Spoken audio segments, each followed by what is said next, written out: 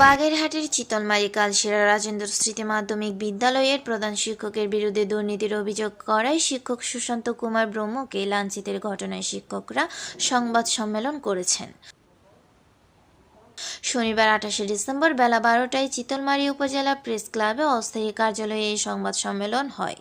সংবাদ সম্মেলনে লিখিত বক্তব্য পাঠ করেন ওই বিদ্যালয়ের সহকারী শিক্ষক ও বিদ্যালয়ের অভ্যন্তরীণ আয় ব্যয় নিরীক্ষা কমিটির প্রধান নিরীক্ষক প্রভাত কুমার মজুমদার। সম্মেলনে লিখিত বক্তব্য পাঠ করে প্রভাত কুমার মজুমদার বলেন, অত্র বিদ্যালয়ের প্রধান শিক্ষক ও উপজেলা আওয়ামী লীগের দপ্তর সম্পাদক এবং সম্প্রতি ভারতে আটক অবনী মোহন বসু দোসর বিধানচন্দ্র ব্রহ্মের বিরুদ্ধে আমরা ৮ জন শিক্ষক উপজেলা নির্বাহী কর্মকর্তার কাছে একটি লিখিত অভিযোগ করি। প্রধান শিক্ষক কর্তৃক প্রতিষ্ঠানের প্রায় অর্ধ কোটি টাকা আত্মসাতের ঘটনার সংবাদটি গত ২২ ও ২৩ ডিসেম্বর বিভিন্ন পত্রিকায় প্রকাশিত হয়। এতে ক্ষিপ্ত হয়ে প্রধান শিক্ষকের বংশীয় এবং আপন খালাতো ভাই ভূপেন ব্রহ্ম শুক্রবার ২৭ ডিসেম্বর সন্ধ্যা ৬:৩০টার দিকে শিক্ষক সুশান্ত কুমার ব্রহ্মকে মারপিট ও লাঞ্ছিত করেন। প্রধান শিক্ষক বিধান কুমার ব্রহ্ম তার সীমাহীন দুর্নীতি, অনিয়ম এবং শিক্ষক, কর্মচারী ও শিক্ষার্থীদের সাথে অসদাচরণের ঘটনা ধামাচাপা দিতে ভাইকে দিয়ে এই লাঞ্ছিতের ঘটনা ঘটিয়েছেন। প্রভাত কুমার মজুমদার আরও জানান, কালশিরা রাজেন্দ্র স্মৃতি মাধ্যমিক বিদ্যালয়টি ১৯৭৫ খ্রিস্টাব্দে প্রতিষ্ঠিত হয়। বিদ্যালয়টিতে বর্তমানে ১৩ জন শিক্ষক, ৫ জন কর্মচারী ও ২৩০ জন শিক্ষার্থী রয়েছে। বিধানচন্দ্র ব্রহ্ম ২০১৬ সালে প্রধান শিক্ষক হিসেবে যোগদান করেন।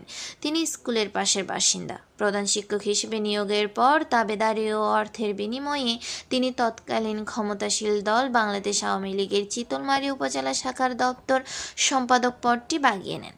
এরপর তিনি ৯ বছর ধরে বিভিন্ন সরকারি বরাদ্দকৃত অর্থ, সংস্থার অনুদান এবং বিদ্যালয়ের সম্পদ থেকে অর্জিত বড় অঙ্কের টাকা ও বিদ্যালয়ের অভ্যন্তরীণ আয় মিলিয়ে বিপুল পরিমাণ টাকা আত্মসাৎ করেছেন।